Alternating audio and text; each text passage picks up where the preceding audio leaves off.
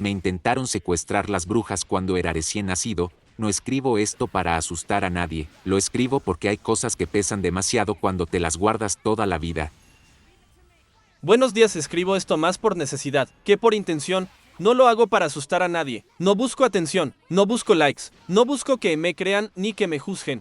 Lo hago porque hay historias que uno guarda demasiado tiempo, porque hay recuerdos que no se borran, porque hay silencios que pesan más que las palabras, y porque llega un punto en la vida en que necesitas sacar lo que llevas dentro, aunque no sepas exactamente por qué. Vengo de una familia marcada por lo sobrenatural. No es algo que yo invente, no es algo que me contaron una sola vez, es algo que ha estado presente siempre, en reuniones familiares, en pláticas de madrugada, en advertencias dichas en voz baja, en silencios incómodos cuando alguien preguntaba de más. Siempre me han dicho que todo comenzó con mi abuelo materno, que hizo un pacto. Nunca me han dado detalles completos, nunca me han querido explicar exactamente qué tipo de pacto, ni con quién, ni cómo. Solo sé que, según ellos, eso marcó a nuestra familia, que desde ese momento empezaron a pasar cosas que no tenían explicación, cosas que daban miedo, cosas que preferían callar antes que contar. A lo largo de los años he escuchado historias de tíos, de primos, de personas cercanas a la familia, relatos de sombras, de presencias, de sueños que parecían demasiado reales, de sensaciones extrañas, de cosas que se movían solas, de voces que nadie más escuchaba. Y lo más extraño de todo, es que a mí casi nunca me ha pasado nada directamente.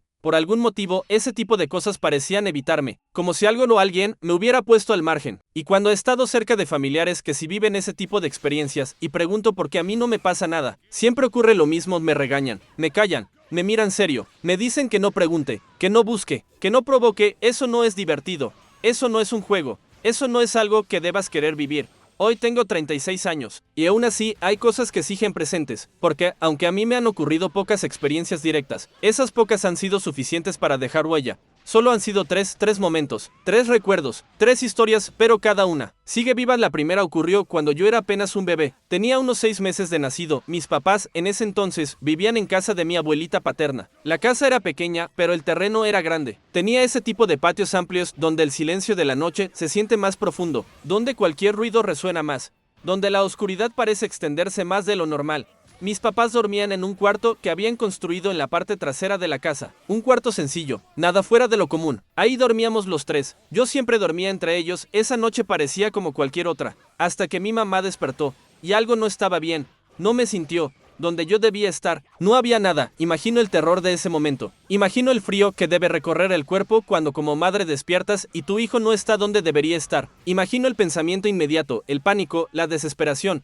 Mi mamá comenzó a gritar: el niño, se han llevado al niño. Todos en la casa despertaron. Nunca me han dicho exactamente quiénes salieron corriendo. Solo sé que fueron varios, que el miedo despertó a todos. Salieron hacia el frente de la casa.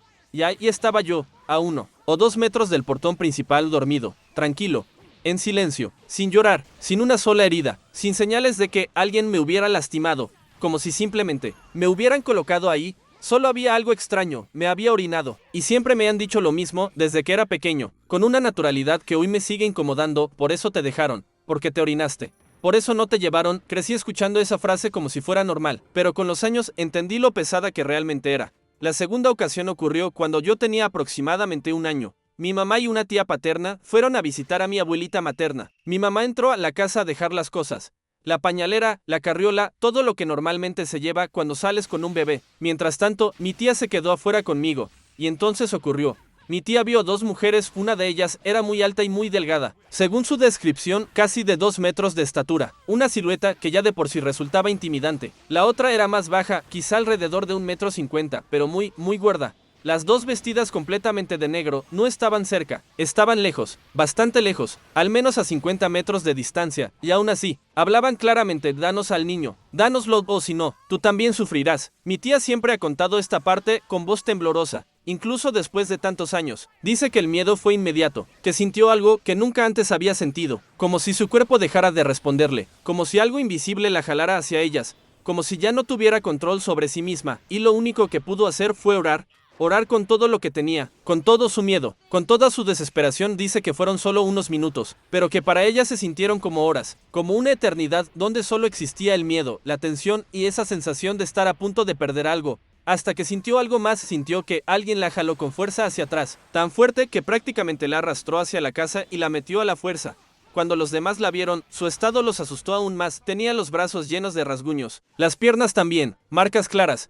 visibles, y lo único que pudo decir fue, querían al niño, no se los quise dar, y me rasguñaron. Después de eso, según cuentan, las cosas se calmaron durante mucho tiempo. La tercera experiencia fue la única que realmente viví con plena conciencia. Tenía 4 años, ya entendía más cosas, ya observaba más, ya era consciente de mi entorno. Seguíamos viviendo en casa de mi abuelita paterna. Mi mamá estaba embarazada de mi hermano. Ya se le notaba mucho la panza. Yo seguía durmiendo entre mis papás. Supongo que eso los hacía sentirse más seguros. Era temprano, como las 6 de la mañana. Siempre fui de despertarme temprano cuando era niño. Recuerdo estar despierto, quieto, en medio de ellos, porque me habían dicho muchas veces que no debía bajarme de la cama hasta que ellos despertaran. Entonces, la vi una luz, no era una luz normal, no era luz de foco, no era luz del sol, no era nada parecido a lo que yo conocía. Era una luz intensa, muy intensa, tanto que se notaba incluso donde no había ventana, incluso donde había pared. Y lo más extraño, es que no me lastimaba los ojos, podía verla perfectamente. La luz se posó primero fuera del cuarto, justo donde estaba mi mamá, y después, atravesó la pared, como si la pared no existiera, se colocó sobre ella. Nunca vi una forma definida, nunca vi ojos, nunca vi boca, nunca vi cuerpo, pero sentía que había algo ahí, como si dentro de esa luz hubiera una presencia, como si algo estuviera observando. Sentí que miraba a mi mamá, luego a mi hermano, luego a mí una y otra vez, como si evaluara, como si comparara, como si decidiera algo. Después dio una vuelta alrededor de la cama, lentamente, y desapareció. Nunca sentí miedo, pero sí sentí que algo había sido diferente, extraño, fuera de lugar. Y aunque en ese momento no entendí del todo lo que había visto, con los años ese recuerdo se quedó conmigo. Tengo muchas más anécdotas, no todas son directamente mías, algunas son de mis primos, otras de mis tíos, otras de familiares cercanos, historias que siguen ocurriendo dentro de la familia y que refuerzan la idea de que algo nos ha acompañado durante generaciones. No sé qué sea, no sé si creer en todo, no sé si todo tenga explicación o no, solo sé lo que me han contado y lo que yo viví. Y hay noches en las que el silencio pesa demasiado, y uno no puede evitar preguntarse si realmente todo ya pasó, o si simplemente está esperando